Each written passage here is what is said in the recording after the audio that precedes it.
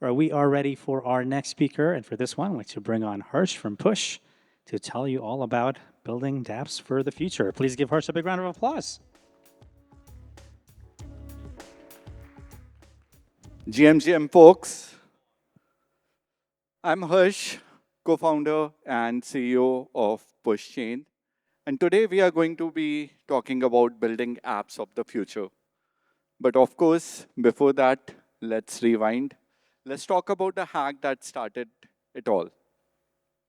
Well, if you don't already know, Push was born from ETHGlobal 2020. And this was the single most critical decision that we took after we got the idea. Because of this decision, we got to ideate from the best founders. We got the support that we needed, especially if we are not sleeping for 48 hours. And of course, we got judged by the best 3 OGs in this space, some of which will go on to become friends for life. And all of this will snowball your product into limelight. We got talked about from leaders of Web3. We piloted with the best protocols in the world. We got grants from the best blue chip companies. We, of course, raised our first community round through Gitcoin. We were the top 3 project over there. And later on, raised from the best VCs in the world. And all this hype will translate into traction. That's what it did for Push. Push is the leading notification protocol in crypto right now. We work with 450 plus protocols, and we have sent millions of notifications and keep on sending millions out every year. But while that's a great success story, there's the other side of the story that we also found out while we were building Push for the past 4 years. And that's the hacker's reality or the pain point the hackers still go through.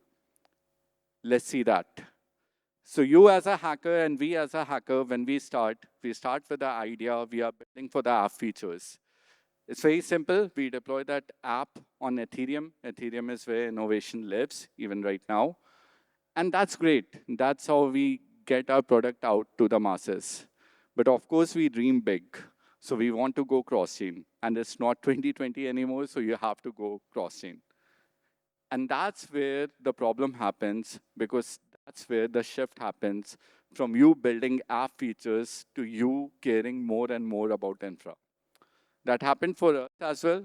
The moment we deployed our app on cross-chain, now we are managing infra more, just 5% more at this point.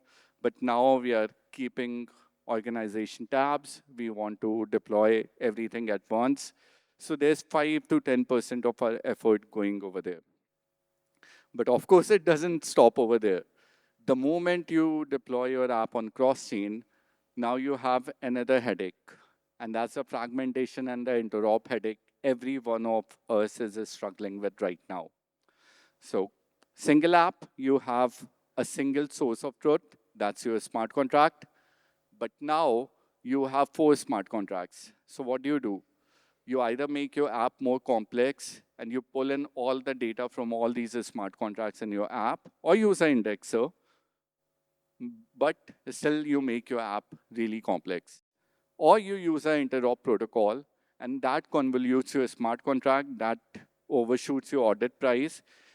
And the more and more chain you deploy, the more and more you will be paying focus on infra first, rather than the app features, which got you into limelight. If it, of course, doesn't stop over there, because you want to go and capture the entire Web3. And that means that you will have to go for non-EVM chains as well. Now, the same app features, you have to re-audit them. You have to rewrite their code bases. That means your engineering team is expanding. Your cost to deliver that engineering is expanding. Your audit cost, it will go into hundreds of thousands, if not millions of dollars.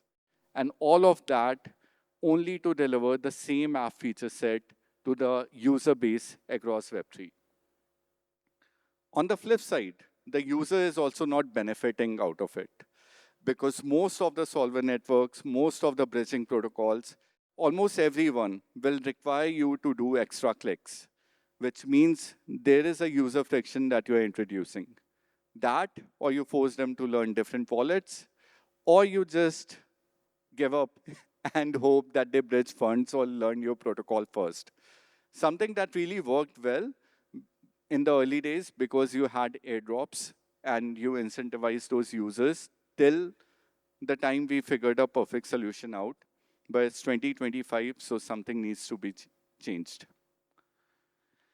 And those problems is something that we looked into deep and hard when we were building one of the first consumer crypto apps. And we said to ourselves that this is not fine. This needs to change. Our app developer should only be making app and the features. And that led us to create the very first shared state universal chain, Pushchain, where apps of the future will reside, where you deploy once and you are able to reach every user.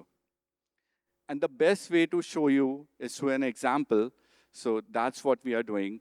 You can see two examples over here, the current broken state of the user right now and the future. So on the future of Pushchain, what you do is you go to Uniswap, you connect your wallet. It's a Solana wallet because you are a Solana user wanting to swap to Ethereum. You connect your wallet, you put the amount, you click on swap, and that's about it. Everything will be done. It doesn't matter if you're a smart contract, if you're a EOA, if you're an NFT on Ethereum, on Bitcoin, on Polygon, on Solana. It doesn't matter. It simply works. On the other side, the current state, the user is still figuring out. They were on Solana, so they went to SushiSwap. Then they got confused with so many chains. Then they got confused with 0x address, so they gave up. We upgraded the problem. It's an advanced user, so now they go to Binance. Now they will, of course, send the funds, deposit, get it out, go to SushiSwap after that, and basically swap. But yeah, you don't have to do that anymore with Pushchain. It's just you deploy once and you reach every user. No hackish way. That's it. And that's what Pushchain is. It's a shared state chain that abstract away any and all complexities from the user and devs. The users interact from any chain. They use any token. They use any wallet. And more so, the users of any chain for the first time is accessing the same app. They have their native identity, and all the users, whenever they're using apps, it will look and feel like they're using it natively on whatever chain they come from. For the developers, everything is back to the fundamentals. The developers will now just focus on the app. They will manage just the app features. Pushchain will manage the wallets, the fees, the liquidity, the interoperability for them. For the users, all apps will open up to them. They can start from anywhere. Even if they are not on Web3, they can do social logins. The identity of their chain and their transaction is maintained. The attribution is maintained. They can use any token, and all the things that they do with a single transaction. All this with zero on-chain code changes. And that's what Pushchain is about. To build it, you use the same EVM tooling, you use the same EVM contract, you just enable L1 abstraction by including UI kit, which is our SDK, and you forget about infra, because after that, whatever change that we add is just a package update for you. Here's just a simple example of what UI kit looks like. It's just 5 lines of code that you need to add to your source code. And if you're a pro builder, of course, you want to customize, so that 5 line of code becomes 10. And that is what Pushchain is, the first universal shared state blockchain. But yeah, one more thing.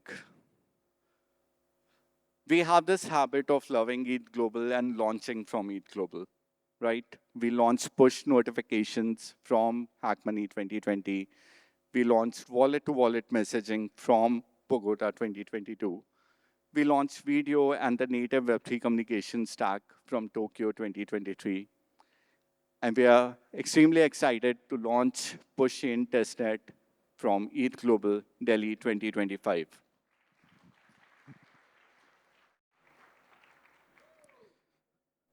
One more thing, we are also launching Auto Pass for you guys. It's a rare drop that comes with future benefits and perks on Pushchain.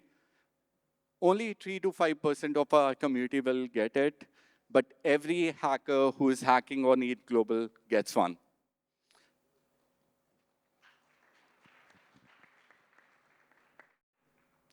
Awesome. That's my time, guys. Thank you. If you have any questions, you can find me. And happy hacking.